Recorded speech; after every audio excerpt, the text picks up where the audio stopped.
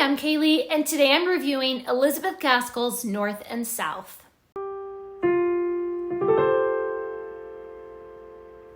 North and South is one of my favorite Victorian classics, so I decided to reread it for Victober this year as part of my goal this year to reread a bunch of my favorite classics and find out, are they still my favorites?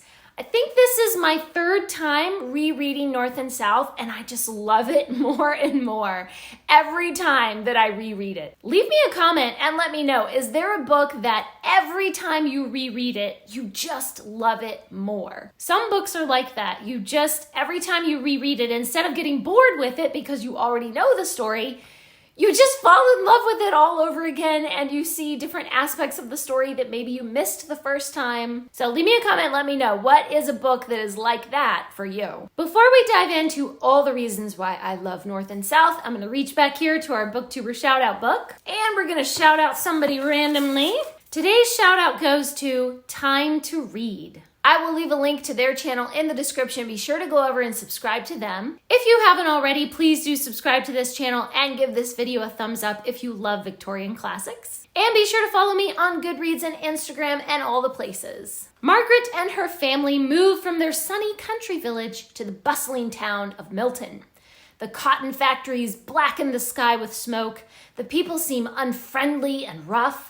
Margaret and her parents discover that the culture in this town is very different from the sleepy village life they're used to. Margaret's father tutors students in the classics, but finds that most people in Milton are too busy working for their bread to worry about their education. His best student is Mr. John Thornton, a local manufacturer who owns a cotton mill. He is not what London society would call a gentleman, but he wants to improve his manners and education, so he begins tutoring with Margaret's father. During their lessons, Mr. Thornton and Margaret quarrel over their different opinions, but underneath there's a strong respect for each other that could grow into something more. This book is one of my forever favorites. Every time I reread it, I see some new layer to the story, some new aspect of the characters that enhances my enjoyment every time. The story has a really wide scope since it examines how people live in different settings, whether it's in the town or the country, whether they're rich or poor, or abroad or at home. Human nature is both universal to us all, but also unique to each individual. In each setting, we see people who live well in their sphere, and then people who react badly to their circumstances. There are people with courage and people who give in to their fear. Lazy people and industrious people. People with a strong sense of purpose, like Margaret and Mr. Thornton, and people who just kind of drift through life, like Margaret's mother and her aunt. I really love how this story explores all these different characters, their varied personalities, and some of them are like mirror images of each other.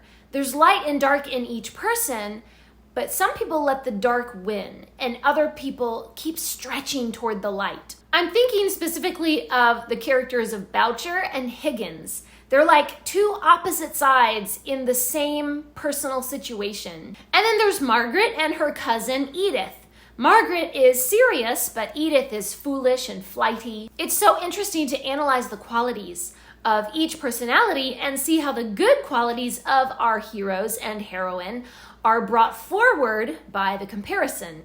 It's really quite genius. The plot is full of action and mystery as the Milton workers go on strike and Margaret's brother sneaks into town running from the law. And there is some suspense when a mysterious death occurs and the police begin an investigation. And we also get to see the intimate details of Margaret's home life, her close relationships with her parents. There are a lot of deaths in this story. A lot of people die. And it's very moving to see how Margaret grieves and suffers. It made me cry. And yet, it's also a very hopeful and beautiful story, full of courage and love. So it's not too depressing when people die. I mean, it is sad, but there's also hope in there. I love the slow burn romance between Margaret and John Thornton. There are so many misunderstandings between those two, but they gradually begin to understand one another better and appreciate the other person's good qualities more and more. John Thornton is my literary soulmate. He loves to learn, he cares about others, he's generous even when they can give him nothing in return. He's honest, he's loyal, he's strong, he's hardworking and decisive and kind, and I just love him forever. Swoon, John Thornton.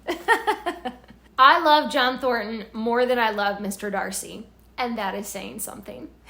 Leave me a comment if John Thornton is your literary soulmate too.